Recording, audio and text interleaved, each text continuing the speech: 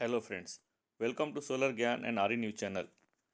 अभी जो आज का जो टॉपिक है वो टॉपिक ये है प्रोडक्शन ऑफ हाइड्रोजन। हाइड्रोजन का प्रोडक्शन कैसे करते हैं और क्या प्रोसेस है, उसके बारे में डिस्कस करेंगे।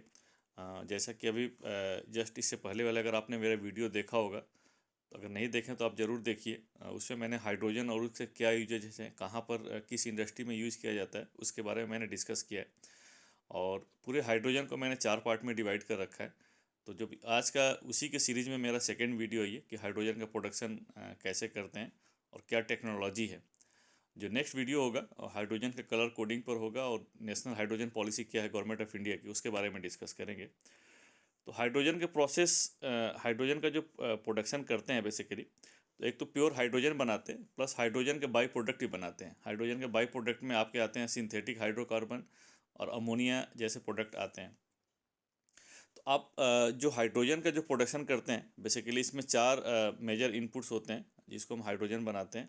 एक तो नेचुरल गैस से हाइड्रोजन बनाते हैं, कोल से भी बनाते हैं, बायोमास से बनाते हैं और इलेक्ट्रिसिटी मतलब वाटर और इलेक्ट्रिसिटी मतलब इलेक्ट्रोलिसिस प्रोसेस के थ्रू बनाते हैं। तो ये मेजर 4 इनपुट्स हैं हाइड्रोजन बनाने के लिए। तो इसमें आप देख सकते हैं नेचुरल गैस से जो अगर हाइड्रोजन बनाते हैं तो स्टीम मीथेन रिफॉर्मिंग या ऑटोथर्मल रिफॉर्मिंग या पार्शियल ऑक्सीडेशन, इस प्रोसेस के थ्रू हम लोग हाइड्रोजन बनाते हैं। कोल से अगर हम लोग हाइड्रोजन बनाते हैं तो कोल गैसिफिकेशन के थ्रू हाइड्रोजन बनाते हैं। अब बायोमास से बायोमास गैसिफिकेशन के थ्रू हाइड्रोजन बनाते हैं। और इलेक्ट्रिसिटी इसमें लिखा है तो बेसिकली इसमें वाटर को हम लोग इलेक्ट्रोलिसिस करते हैं, H2O को ब्रेक करते हैं और इलेक्ट्रोलिसिस प्रोसेस के थ्रू इसमें हाइड्रोजन बनाते हैं। तो ये चारों टेक्नोलॉजी का यूज करके चारों प्रोसेस जो है बेसिकली नेचुरल गैस, कोल और बायोमास, इलेक्ट्रिसिटी, इन सब का अलग अलग कंपोनेंट यूज करके हाइड्रोजन बनाते हैं। अब हाइड्रोजन से और भी बहुत सारे बाई प्रोडक्ट्स बनाते हैं जिसमें कि मेजॉरिटी इसमें सिंथेटिक हाइड्रोकार्बन और अमोनिया है। तो अगर हाइड्रोजन को Fischer Tropsch synthesis, methanol synthesis और मिथेनेशन, अगर इस प्रोसेस में अगर कार्बन डाइऑक्साइड को, हाइड्रोजन और कार्बन डाइऑक्साइड को अगर हम लोग मिक्स करके प्रोसेस जो बनाते हैं that is the synthetic hydrocarbon बनाते हैं। और हाइड्रोजन और नाइट्रोजन को मिक्स करके जो प्रोसेस यूज़ करते हैं वो Haber Bosch synthesis process use करते हैं। अगर उस प्रोसेस के थ्रू जो है हाइड्रोजन नाइट्रोजन को मिक्स करके अमोनिया बनाते हैं। तो बेसिकली आप देख सकते हैं प्योर हाइड्रोजन प्लस उसके बाई प्रोडक्ट जो है सिंथेटिक हाइड्रोकार्बन और अमोनिया बनाते हैं। इसको और डिटेल में आगे हम लोग एक फिगर है, ग्राफ है, उसे और डिटेल में समझेंगे। तो जो इसमें जो चारों की मैंने बात की है, नेचुरल गैस, कोल, बायोमास और इलेक्ट्रोलिसिस, इलेक्ट्रिसिटी, जो चारों हैं, चारों में जो मेजॉरिटी जो आज की डेट में एज ऑन डेट जो वर्ल्ड वाइड जो प्रोडक्शन किया जा रहा है हाइड्रोजन का, उसमें जो है नेचुरल गैस और कोल के थ्रू प्रोडक्शन किया जा रहा है। जो टोटल जो प्रोडक्शन है बेसिकली हाइड्रोजन का, उसका 76% नेचुरल गैस से किया जाता है, 23% जो है कोल के थ्रू प्रोडक्शन किया जाता है और जो बैलेंस टेक्नोलॉजी है जैसे इलेक्ट्रोलिसिस और बायोमास जो है उसको बैलेंस आ जाता है। तो मेजॉरिटी बेसिकली नेचुरल गैस और कोल ही है। और नेचुरल गैस जो हम लोग यूज, जो 76% जो नेचुरल जो हाइड्रोजन नेचुरल गैस से प्रोडक्शन यूज करते हैं, तो टोटल ग्लोबल नेचुरल गैस का 6% इस हाइड्रोजन प्रोडक्शन में यूज़ किया जाता है। और सेम वैसे ही कोल, जो टोटल जो कोल प्रोडक्शन है ग्लोबली वर्ल्ड वाइड, उसका 2% जो है हाइड्रोजन बनाने में यूज़ किया जाता है। और बेसिकली इस प्रोसेस में क्या होता है, कार्बन डाइऑक्साइड का जो है एमिशन होता है। तो वो जो पर ईयर जो इसमें इस प्रोसेस में इमिशन होता है 830 मिलियन टन्स कार्बन डाइऑक्साइड का पर ईयर इमिशन होता है इसमें। और जो इलेक्ट्रोलिसिस प्रोसेस के थ्रू यूज करते हैं ग्लोबली, जो हाइड्रोजन बनाने में यूज करते हैं, 2% जो है इलेक्ट्रोलिसिस प्रोसेस के थ्रू बनाते हैं। और इलेक्ट्रोलिसिस प्रोसेस में जो मेजर जो कंपोनेंट है वाटर के साथ साथ इलेक्ट्रिसिटी है। और आज की डेट में जो इलेक्ट्रिसिटी जो प्रोड्यूस हो रही है वर्ल्ड वाइड, वो भी फॉसिल फ्यूल बेस्ड ही है, कोल और नेचुरल गैस बेस्ड ही है। इसमें भी जो है एक तरह से हम लोग कंसीडर कर सकते हैं कि कार्बन डाइऑक्साइड का एमिशन हो ही रहा है। Huge regional variation in hydrogen production cost today, basically ये रीजन वाइज काफ़ी वेरी करता है जो हाइड्रोजन का जो प्रोडक्शन है। अगर हम लोग गल्फ़ कंट्री की बात करें जहाँ पर नेचुरल गैस बहुत ज़्यादा अवेलेबल है, तो वहाँ पर अगर हम लोग कार्बन कैप्चर टेक्नोलॉजी का यूज़ नहीं करते हैं, नॉर्मल केवल बनाते हैं, नेचुरल गैस हाइड्रोजन का बनाते हैं और कार्बन कैप्चर नहीं करते हैं, तो वहाँ पर जो हाइड्रोजन का जो प्रोडक्शन है वो काफ़ी कम है। और एक केजी हाइड्रोजन बनाने के लिए 1 USD का कॉस्ट आता है। लेकिन अगर यहीं पर कार्बन कैप्चर टेक्नोलॉजी का यूज़ करेंगे तो ये कॉस्ट बढ़ जाती है। और आज की डेट में इंडिया में जो अगर हम लोग हाइड्रोजन बना रहे हैं तो यहाँ भी काफ़ी कॉस्ट है। नेचुरल गैस के प्रोसेस के थ्रू ही बनाते हैं, और कोल ये नेचुरल गैस से ही बनाते हैं। और हम लोग इलेक्ट्रोलिसिस प्रोसेस के थ्रू बनाते हैं, अगर बनाएं तो उसमें भी अगर जो अभी आज की डेट में इंडिया में अगर बात करें तो जो पावर की जो रिक्वायरमेंट है, जो पावर जो है वो मैक्सिमम जो है कोल प्लांट से ही फुलफिल होती है। अराउंड 75% 80% जो पावर की रिक्वायरमेंट इंडिया में कोल बेस्ड प्लांट ही हैं। अगर हम लोग रिन्यूएबल एनर्जी के थ्रू बनाते हैं, इलेक्ट्रोलिसिस के प्रोसेस के थ्रू बनाते हैं, जिसको हम बोलते हैं ग्रीन हाइड्रोजन, तो कॉस्ट बहुत ज़्यादा इकोनॉमिकल वाइबल नहीं है, और होप इन फ्यूचर जो है काफ़ी इकोनॉमिकल वाइबल हो जाए। तो इसमें यही बताया हुआ है कि जो रीजन वाइज जो है हाइड्रोजन का जो प्रोडक्शन है वेरी करता है, और जहाँ पर रिन्यूएबल एनर्जी के पोटेंशियल ज़्यादा, इलेक्ट्रोलिसिस प्रोसेस के थ्रू अगर जहाँ पर हाइड्रोजन बना रहे हैं वहाँ पर अगर रिन्यूएबल एनर्जी के सोर्सेस बहुत ही बेटर हैं और काफ़ी चीपर है, तो वहाँ पर एक ऑप्शन को देखा जा सकता है। और ये इसी बेसिस पे जो इंडिया जो है ये एम कर रहा है कि आने वाले 5-6 सालों में जो है इकोनॉमिकली जो हाइड्रोजन का जो प्रोडक्शन है, जो कॉस्ट है, बहुत इकोनॉमिकल वाइबल हो जाए। Conversion of hydrogen into other hydrogen based fuels, जिसमें कि हम अमोनिया की बात करते हैं, could be attractive where few other low carbon alternatives are available but is not economic at current price. तो बेसिकली इस पूरे स्लाइड का मेन ये है कि जो हाइड्रोजन का प्रोडक्शन है वो मेनली नेचुरल गैस और कोल के थ्रू किया जा रहा है उसमें, और जो प्रोडक्शन कॉस्ट है ये रीजन वाइज वेरी करता है। और अगर जो गल्फ़ कंट्री की बात करते हैं जहाँ पर नेचुरल गैस काफ़ी अवेलेबल है, वहाँ पर कार्बन कैप्चर टेक्नोलॉजी का यूज अगर नहीं करते हैं, क्योंकि हाइड्रोजन के प्रोडक्शन में क्योंकि नेचुरल गैस और कोल से बना रहे हैं, तो जो प्रोडक्शन में क्या होता है कार्बन डाइऑक्साइड गैस का इमिशन होता है। तो अगर इस टेक्नोलॉजी का यूज़ नहीं करते हैं तो बहुत ही चीपर है, और अगर यूज़ करते हैं तो वाइबल नहीं है, कॉस्ट बढ़ जाती है, नॉट वाइबल, कॉस्ट बढ़ जाती है। ये पूरे वैल्यू चेन को हम लोग समझेंगे। इसमें आप फिगर में देखिए पूरा डिटेल इसमें क्लियरली बताया हुआ है इसमें। तो जो हाइड्रोजन का जो प्रोडक्शन करते हैं, एक तो प्योर हाइड्रोजन बनाने के लिए यूज़ करते हैं, इससे पहले वाले वीडियो में मैंने बताया कि प्योर हाइड्रोजन कहाँ यूज़ करते हैं, प्लस हाइड्रोजन का बाई प्रोडक्ट भी बनाते हैं। हाइड्रोजन का जो बाई प्रोडक्ट है उसमें मेनली जो है आपका मीथेन, और इसमें इस टाइप से अदर और भी जो हीटिंग के लिए यूज़ करते हैं। तो जो आप इसमें देख सकते हैं कि देखिए इसमें जो लेफ़्ट साइड में दिया हुआ है, आप देखिए इसमें जो लेफ़्ट साइड में दिया हुआ है आप देखिए natural gas, coal, oil, electricity and other, इसको एनर्जी के टर्म्स में दिया हुआ है। तो नेचुरल गैस का जो हम लोग यूज़ करते हैं 196 million tons of oil equivalent use करते हैं। कोल 75 million tons of oil equivalent use करते हैं। Oil 2 million tons of oil equivalent, electricity another 2 million tons of oil equivalent.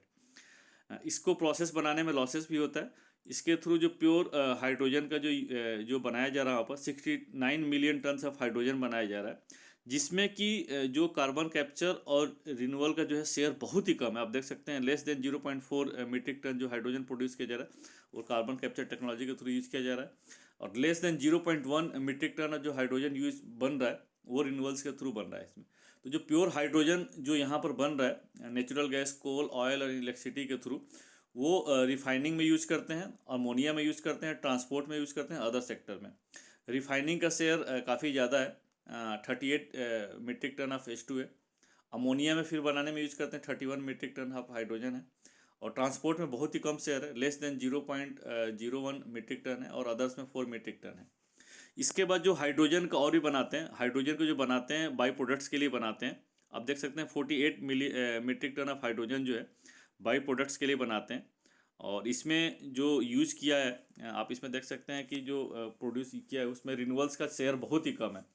तो बाई प्रोडक्ट हाइड्रोजन का जो बनाने का जो आप देख सकते हैं जो बनाया हुआ हाइड्रोजन 12 मीट्रिक टन जो हाइड्रोजन बनाया मिथनॉल के लिए बनाया, 4 मीट्रिक टन DRI के लिए बनाया, और 26 मीट्रिक टन अदर्स के लिए बनाया हुआ जिसमें हीटिंग एलिमेंट्स का यूज़ करते हैं। तो हाइड्रोजन प्योर हाइड्रोजन के लिए भी बनाते हैं, अदर इंडस्ट्रीज में काफ़ी यूज़ किया जाता है, और हाइड्रोजन के बाई प्रोडक्ट भी बनाए जाते हैं। तो पूरी वैल्यू चेन दिया हुआ है लेफ्ट और राइट में आप देख सकते हैं। अब हम बात करते हैं अब हम इंडिया पर्सपेक्टिव में बात करें अगर, तो यहाँ पर जो अभी गवर्नमेंट जो थ्रस्ट कर रही है इलेक्ट्रोलिसिस प्रोसेस के थ्रू कर रही है कि जिसमें वाटर को जो है ब्रेक करके हाइड्रोजन और ऑक्सीजन बनता है। आप देख सकते हैं इसमें जो इलेक्ट्रोलिसिस प्रोसेस के थ्रू दिया है इसमें एनोड और कैथोड दिया हुआ है, इसमें मेम्ब्रेन प्रोसेस है, वाटर है। इसमें वाटर में इलेक्ट्रोलिसिस में क्या है कि वाटर देते हैं, इसको ब्रेक करते हैं वाटर को, जिसमें कि हाइड्रोजन बन रहा है और ऑक्सीजन बन रहा है इसमें। तो ये पूरा इलेक्ट्रोलिसिस प्रोसेस है जिसमें कि वाटर और इलेक्ट्रिसिटी। तो वाटर की अवेलेबिलिटी बहुत एक इम्पॉर्टेंट है, और अभी सी वाटर बहुत ही इकोनॉमिकल वाइबल नहीं है। तो इलेक्ट्रोलाइजर उस तरीके से बनाया जा रहा है कि सी वाटर का अगर यूज करें, और लेकिन अगर सी वाटर को अगर प्योर वाटर में कन्वर्ट करते हैं तो वहाँ पे एक कन्वर्जन कॉस्ट ऐड हो जाती है। इसकी अभी पूरी जो है इसके लिए काफ़ी रिसर्च चल रहा है, और काफ़ी इसमें हम लोग आगे भी बढ़ चुके हैं, वर्ल्ड वाइड भी इसमें लोग आगे बढ़ चुके हैं। तो अगर इसमें जो कंपोनेंट है वाटर और इलेक्ट्रिसिटी और इलेक्ट्रोलाइजर, जो कैपिटल कॉस्ट है इलेक्ट्रोलाइजर की है, तो अगर इलेक्ट्रोलाइजर बहुत ही कमर्शियली वाइबल हो जाए, इलेक्ट्रिसिटी की जो कॉस्ट है बहुत ही कम हो जाए, बहुत ही वाइबल हो जाए, तो हम इस टारगेट को अचीव कर सकते हैं। तो इसी चीज़ को कंसीडर करते हुए गवर्नमेंट ये टारगेट करे कि 6 से 7 साल में जो हाइड्रोजन की कॉस्ट है, जिसको हम लोग ग्रीन हाइड्रोजन बोल रहे हैं, रिन्यूएबल एनर्जी का यूज़ करके बहुत इकोनॉमिकल और कमर्शियली वाइबल हो जाए। हाइड्रोजन फ्रॉम वाटर इलेक्ट्रिसिटी, जो अभी बात करें इलेक्ट्रोलिसिस प्रोसेस के थ्रू, तो water electrolysis is an electrochemical process that splits water into hydrogen and oxygen. Less than 0.1% of dedicated hydrogen production globally comes from the water electrolysis today. बहुत ही कम share है इसका इस इलेक्ट्रोलिसिस प्रोसेस के through. And the hydrogen produced by this means is mostly used in the market where high purity hydrogen necessary, for example electronics and polysilicon. With declining cost of renewable energy electricity, especially solar PV and wind, interest is growing in the electrolytic hydrogen. आप देख रहे हैं कि अगर जो electricity की cost अगर बहुत ही कम हो जाए, और ये कम भी हो भी गया, तो अगर इस प्रोसेस को यूज़ करें तो काफ़ी जो है कॉस्ट कम हो सकती है हाइड्रोजन प्रोडक्शन की। The efficiency of electrolyser systems today ranges from 60% and 81% depending on the technology type and load factor. जो आपका इलेक्ट्रोलाइजर की एफिशिएंसी है अभी इस रेंज में है, 60% से 81% के बीच में वेरी कर रही है। अब इस प्रोसेस में कितने हाइड्रोजन प्रोडक्शन होता है, आप यहाँ पर देखते हैं। तो electrolysis requires water as well as electricity. Around 9 litre of water are needed to produce 1 kg of hydrogen, producing 8 kg of oxygen as a by product, which at small scale can be used in the health care sector और at larger scale of industrial purpose. तो आप देख सकते हैं hydrogen बनाने के साथ साथ इलेक्ट्रोलिसिस प्रोसेस में ऑक्सीजन भी प्रोडक्शन हो रहा है। इस ऑक्सीजन का भी जो है कॉमर्शियली यूज कर सकते हैं। अब आज की डेट में जो इलेक्ट्रोलिसिस प्रोसेस में जो है 3 टेक्नोलॉजी है, alkaline electrolysis, PEM electrolyser and SOEC. Alkaline electrolysis is a mature and commercially technology. It has been used since the 1920s, in particular for hydrogen production in the fertilizer and chlorine industry. The operating range of alkaline electrolyzer goes from a minimum load of 10% to full design capacity. Second, आपका PEM electrolyzer system were first introduced in the 1960 by General Electric to overcome some of the operational drawback of alkaline electrolyzer. They use pure water as an electrolyte solution and so avoid the recovery and recycling of potassium hydroxide electrolytic solution that is necessary with the alkaline electrolyzers. Third है आपका SOEC. ये basically अभी बहुत commercially इसमें नहीं है और ये R&D फेज में ही है. The SOECs are the least developed electrolysis technology. They have not yet been commercialized, although individual companies are now aiming to bring them to market. SOECs use ceramic as the electrolyte and have low material cost. They operate at high temperature and with a high degree of electrical efficiency. अब हम बात करते हैं, ये basically जो electrolysis process के through हो रहा है, जिसमें गवर्नमेंट आज की डेट में काफ़ी फोकस कर रही है, और कोल से भी बनाते हैं, जैसे कि तो मेजॉरिटी जो है आपका नेचुरल गैस और कोल से ही बनाते हैं। तो कोल के प्रोसेस में क्या है, तो hydrogen production from coal using gasification is a well establish technology used by many decades by the chemical and fertiliser industry for the production of ammonia. और ये स्पेशली जो है इस टेक्नोलॉजी को जो है चाइना यूज़ करता है, और ग्लोबली जो 80% जो है कोल से जो हाइड्रोजन का प्रोडक्शन होता है वो चाइना में ही होता है।